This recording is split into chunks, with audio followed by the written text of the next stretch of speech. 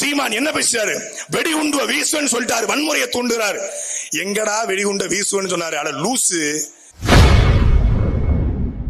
நாம் தமிழர் கட்சி ஒருங்கிணைப்பாளர் சீமானை விமர்சனம் செய்திருந்த முன்னாள் அதிமுக நிர்வாகி பெங்களூர் புகழேந்திக்கு அக்கட்சியின் கொள்கை பரப்பு செயலாளர் சாட்டை துரைமுருகன் கடுமையான பதிலடி கொடுத்துள்ளார். 250 புகார் நாங்க தான் சொல்லிட்டோம்ல, இதுக்கு அவர் சட்டையே செய்ய மாட்டாரு.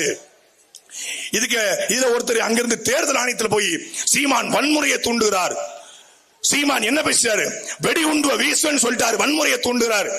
எங்கடா வெடிகுண்ட வீசுன்னு சொன்னாரு? அட லூசு. இத கூட புரிஞ்சுக்க ஒரு அறிவில்ல.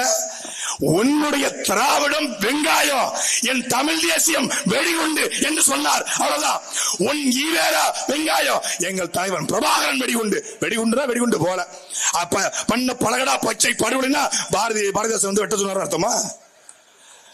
தனி ஒரு மனிதனுக்கு உணவில்லை, ஜகத்தினை அழிப்போம்னா பாரதி உலகத்தை அழிக்க சொல்லாரு அர்த்தமா?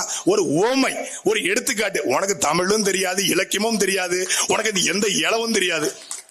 தெரிஞ்சா உனக்கு புரியும். உங்கள் திராவிடம் வெங்காயம், எங்கள் தமிழ் தேசியம் வெடிகுண்டு போட்டு பாப்போம். உடனே வெடிகுண்ட வீசுவேன். என்ற வெடிகுண்டு இருக்கின்றார். வெடிகுண்டு அவர்கிட்ட இருக்கு. வெடிகுண்டு எதுவா இருக்கு?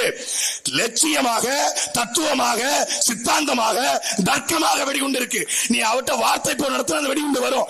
இன்னைக்கு ஏகலைவனுக்கு ஒரு பேட்டி கொடுத்துக்காரு, நாளைக்கு பல வெடிகுண்டு தமிழ்நாட்டில் வெடிக்க போகுது. அது வெடிகுண்டு. எங்கள் கொள்கை எங்களுக்கு வெடிகுண்டு. உடனே தேர்தல் ஆணையத்துக்கு புகாரு, கட்சியை தடை பண்ணுங்கன்னு. ஆமா, இவர் டொனால்டு ட்ரம்ப், இவர் சொன்ன உடனே தேர்தல் ஆணையம் ரத்து பண்ணிடுவாங்க. நாங்க எம்பாடுபட்டு உழைச்சி 8.2 எடுப்போம், நீ தடை பண்ணி போனா நாங்க வந்து மண்டையை செஞ்சு உட்கார்ந்துருப்போமா? இதெல்லாம் வேற யார்ட்டையாவது போய் சொல்லுங்க பாடி. இந்த தேர்தல் காலத்தில் மக்கள் எங்கள் பக்கம். நீ 1000 ரூபாய் கொடுத்து ஐயனார் மேல சத்தியம் வாங்கினாலும், நீ 300 ரூபாய் கொடுத்து முருகன் மேல சத்தியம் வாங்கினாலும், நாம் தமிழர் கட்சியுடைய ஒளி வாங்கித்தான் ஈரோட்டில் வாழ்கிற மான தமிழர்கள் வாக்களிப்பார்கள். மக்கள் எங்கள் பக்கம் இருக்கிறார்கள்.